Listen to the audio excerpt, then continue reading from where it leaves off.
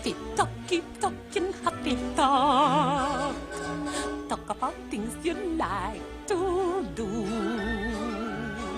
You got to have a dream. If you don't have a dream, how you gonna have a dream come true? Good morning. Welcome to Happy Talk with Alice. I'm Alice. Happy Monday. I'm so glad you're listening. We want to have only happy talk this half hour. We want to hear about positive things, motivation, celebration, inspiration, dreams, accomplishments, success, recommendations for great vacations. Share good news and happy times which enrich our lives. Pat somebody on the back. Commend your neighbor. Talk about good service you got. What do you like and why? Well, I am so excited this morning because I have my daughter, Krista, with me from Fort Collins, Colorado. And she is a coach, a life coach. Now, hi, Krista. Welcome. Hi, thanks so much for having me. I'm glad to be here. Is there anybody you'd like to give a shout out to? Well, I will give a shout out to Hospital Shell in Fort Collins, Colorado, if they're listening. Friends and family there. Oh, a hospital shell as in gas? It's a mechanic service station. Absolutely. Okay, great. Well, first of all, I would like to ask you a question that one of our listeners asked about how do you tell the difference between just telling a story or gossiping and complaining? You know, I think that's a very interesting thing that comes down to motive. I think that a lot of times people have to ask themselves, why am I sharing this? And that will give people the answer of whether they should share it or not. It's very interesting to me, too, that sometimes sharing even good news can actually be telling someone else's story and actually be not what the person who gave you the information would like to have. So I think it's very important when you get information from somebody, asking them if you're not sure, is it okay if I share that information? Sometimes either good news or bad news, it's really not your story to tell. But if you are a friend and you want to rejoice with somebody else and you want to pass on good news and you understand that your motive is a good one, then I think that that is one way that we can just listen inside of ourselves. I think if there's a check inside of ourselves and we hear a little voice saying, you know, maybe you shouldn't share that or you should ask first, we need to listen to that, because I believe that most of us inside know the difference between right and wrong that way. Well, when somebody tells you like they're going to have a baby or they're going to get married or something like that, or about their vacation, sometimes it's not so good to tell it, is it? Well, I think it depends what the relationship is with that person and who you're telling. Obviously, if somebody has personal news and they have personal friends, they will want to share that news with themselves. So it really is a personal thing. Sometimes people don't mind you sharing, and sometimes they do. And if you're not sure, ask. I think that's the best recipe. Okay. Now, Krista, why do you think people have such a hard time being positive? Well, I really think it stems from a core belief system. A lot of people believe, you know, people are virtually good. I'm okay. Everything's good. And when they feel good about themselves, I think they have a really easy time being positive with other people. I think that when you don't have that view and you think people are mostly no good and people are going to mess you over and things never work out for me, then that's what you're going to attract. So I had an experience in a grocery store that was very revelatory to me. I heard a lady sneeze really loud, you know, in the meat department. And another lady, before she could even pause, said, "God bless you." And I'm thinking, my first response to that situation was, oh my goodness, would you cover your nose and mouth? I don't want to get some disease in the meat department of Safeway or whatever. And I had to ask myself, why is my first response not more positive? And it really has to do with your state of mind, what you believe about yourself, and I think what you believe about other people at that moment. Okay, good. Now, I know recently you're getting ready to have an empty nest. You lost one child to college a couple years ago, and now this is the last of a high school for your other daughter. How would you suggest people cope with this empty nest syndrome? Well, I think looking at every phase of life as just that, a season of life, is important. I think if you understand there's a season, then you understand there's another season. And every new season has opportunities. And if you can look at the new season that presents itself to you, if you can look at it as an opportunity, what are the positives? What are some changes? And I think also giving yourself about 6 months to get used to any transition in life is just great. Give yourself permission to be sad or go through a transition in your mind. As far as us preparing at home, I think we have to let our daughter know that we believe in her, that she's making great choices, and think about the opportunities that present themselves for her so we can be positive about her and what awaits her in this new opportunity. And then I think my husband and I have to constantly remind ourselves this is a new opportunity for us. We have a little bit more freedom. We can do different things, maybe not financially, but time-wise. And so I think keeping in mind that every new season is a new opportunity, it really is a mindset, an attitude. Now, if you had the money to send your child to like the most expensive school, do you think you would, or do you think it's good if they work and help themselves? Well, in our situation, our daughters have had to work and are having to figure out their own financing. I think if we had more financial ability, we would help them some, but I do think it's excellent for them to learn that they can accomplish things on their own. Really, the only way to get self-confidence, as much as parents you try to teach it and you try to demonstrate it, is for people to understand, hey, I can do that by myself. And I think when you prove that to yourself, you have the rewards of that, and that turns into self-confidence and something that you can do in the future. And so I think you do empower people by letting them figure out some things for themselves. And that's a gift I hope that my daughters, if not at the present, will embrace. They'll embrace at a future time. So do you have anything else you would like to share with us about Happy Stories? Because it looks like people are loving listening to you. Right? It's a beautiful day in Florida, and it's gorgeous to be here. I think it's fabulous. Anytime I think that we have an opportunity to look at something new in a different light, I think that will help our first response be positive. So when we don't have a first response being positive, I think we have to ask ourselves, is our life as fulfilling as we want it to be? How are we getting in the way? Are we getting in the way of experiencing some joy and passing along some joy? And what can we do to get that piece out of our way? So it's something that I think we have to constantly practice. When I think of first response, I think of maybe the fire department or paramedics, how they practice and practice and practice, because their first response is life and death, and they have to be right there, able to do what they've been trained to do. And I think sometimes this talk that goes on inside of our head, it's going to come out of our mouth. And so if we don't practice and get those skills set of being positive, it takes time. Some people seems like they're just born positive and everything they say is positive. Other people, I think, have to work at it. And I'm certainly one of those people that find myself having to check themselves and work on it. Do you have any advice for people? It seems like there's so many families that fight among themselves, and everybody says the beauty contestants want world peace. Everybody wants world peace, but it seems like world peace would begin in our own families and neighborhoods. Do you have any advice for people that say maybe you're holding a grudge or feeling like they just can't forgive, or those people don't deserve my love or whatever? Yeah, I think a couple of things might be helpful. One is to look at the big picture. I think sometimes we look at the very single moment, and there's certainly something to be said about living in the moment and enjoying the moment. But if you don't look at your family as a long-term commitment, if you're looking at it as just momentary offenses that you have to get over, I think it's a challenge. I think if you look at it as, hey, for the long haul, I'm going to be in a relationship or would like to be in a relationship with this person for the long run, then I think you have to ask yourself, how big of a deal is this? Can I let it go? When you look at life as a very large spectrum, sometimes the thing that seems very, very large to be offended by at the moment really does dissipate. And you think, really in the scheme of things, it's a dot on the timeline, and it's something I can let go of, because what I really desire is to have a peaceful relationship, and you have to let things go. And if you can look at it as a gift to yourself, I think that's a helpful thing. Well, how many years have you been married now? I have been married 23 years.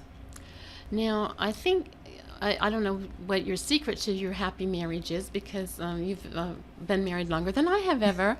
But I know some of the things that you told me that stuck with me were that in the counseling sessions that you and your husband do, that you would never be alone with a person of the opposite sex without the door open, and that you would never put yourself in situations where you would have any temptation by going to meals with people alone and things like that. Do you have any other secrets to your success? Well, I think, mutual respect is huge. Obviously, when people get married, being friends is a wonderful thing. And John and I were friends, not right at first sight, but we became friends and have developed that relationship. I think that respect, of thinking basically the golden rule, what would this person want, or what would be preferring that person? If my husband was in a situation, would I want him to think about what my feelings were? So I do think that there is a little bit of, putting yourself in the other person's shoes and seeing what you can do to keep that mutual respect going. Well, good. Well, do you have any stories to tell about where you have seen people paying it forward, or where you have seen people turning the other cheek, or doing good deeds for somebody, maybe not even getting found out, So do you have any of those kind of stories to tell us? Well, I am blessed to have a lot of friends and a lot of people that I know that that they just live their life that way. They really don't even think about it.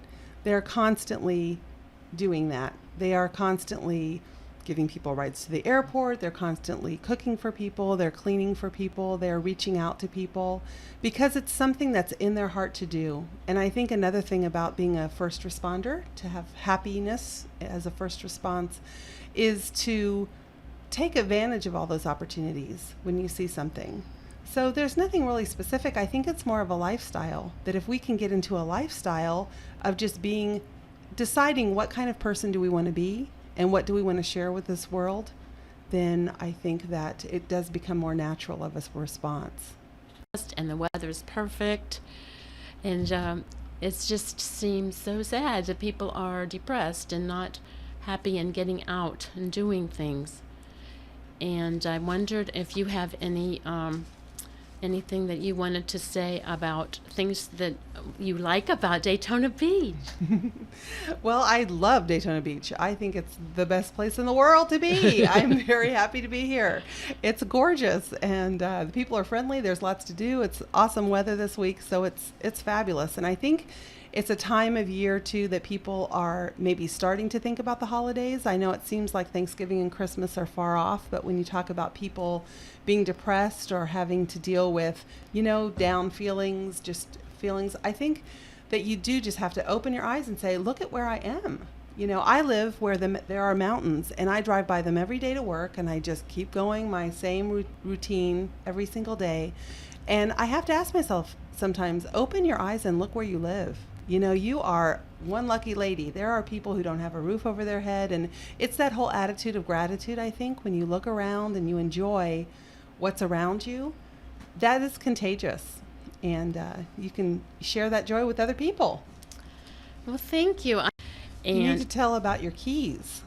Oh, yes, my keys. Nice people on the beach. Nice people on the beach. We were walking on the beach, and we walked about 2 or 3 miles, and it was in the crowds watching the air show on Saturday, and I had a backpack on with my keys. And somebody found my keys. There had been a little hole in my backpack, and the keys had snuck their way out. And they came running up and said, "Did you lose your keys?" What a blessing was that, because I never would have found them on that beach with so many people. And walking so far, I had no idea where I would have lost them. I wouldn't have even found out I lost them until I got home. But I have had so many good things happen to me this week. I had one friend who painted my scooter where I had fallen over. Another friend is putting together a VCR tape that broke. And another friend painted my car where it needed painting. And all of this for free, just because they're friends. So I am indeed grateful about that. And you have such a nice family where you live. Aren't you grateful for that family there at that Shell station? Yes, I am grateful for that family. Family can be a really good thing. I think when you have good, realistic expectations about family, then you can take the good that they all offer and throw away the bad and put it on the shelf and enjoy it and embrace it. And I hope that for the upcoming holidays, a lot of your listeners will be able to do that. Now, I know you didn't want me to ask you this, so I'm going to ask you anyway. That's excellent. That's what family's for. You've just recently lost 55 pounds, and so many people struggle with their weight. So could you give us a little hint about what motivated you or some success? I know you're not there yet, and you're still working on it day by day, but maybe you have a few hints for those people that think there's no hope for them. Well, it's a lifelong struggle for a lot of people, and I started having struggles after I had children. And I think that it's, definitely something I don't claim that I have all the answers to. I'd like to say I was motivated because an angel ascended and descended from the heavens and said, I'm going to empower you with, special power and awesome self-control or whatever. And that didn't happen for me, but I was going for a walk with my husband on the bike trail close to where we live, and came home, and it was maybe a 5-mile walk or something like that. And I had, good shoes and socks on, and I came home and my feet were just full of blisters, and I was just mad. I was frustrated and mad that I couldn't even on a weekend go for a walk with my husband without having pain. And I just got fed up. So sometimes a negative thing, I think, can be a catalyst for change. There's a lot of people who talk about hitting bottom and things like that. And whatever your catalyst for change is, change can be a really great thing. So I'd encourage people to, even if you feel like, it's a negative, turn it into a positive. We have a lot of creative power as human beings. So I made a decision. I had heard about a plan that I could believe in, and I started doing it, and I just, kept doing it and seeing results. And so it's been a very positive experience. I know there's people who have tried a lot of different things, but I just encourage people to keep trying, because there is a time when a friend of mine had told me, actually a relative of mine had told me that when you don't need it anymore, it'll go. And so I think releasing negative things in our life is real important. Well, Krista and I were talking about how many happy sayings we could think of about smiling and stuff. And and so we said, you're never fully dressed without a smile. That's one of them. What sayings can you think of, Krista? Oh my goodness, there's so many cliches, right? We could be quoting bumper stickers all day and all night. Well, I want to, I have a call. Thank you for calling Happy Talk with Alice. You're on the air. Hi, Krista. I heard you talking, and I pictured a very thin person. I didn't picture a person who has a weight problem like I do. So there's a lightness in your voice, which probably reflects what you've been trying to do, get lighter. Well, thank you. And I heard you're a life coach? Yes. Okay.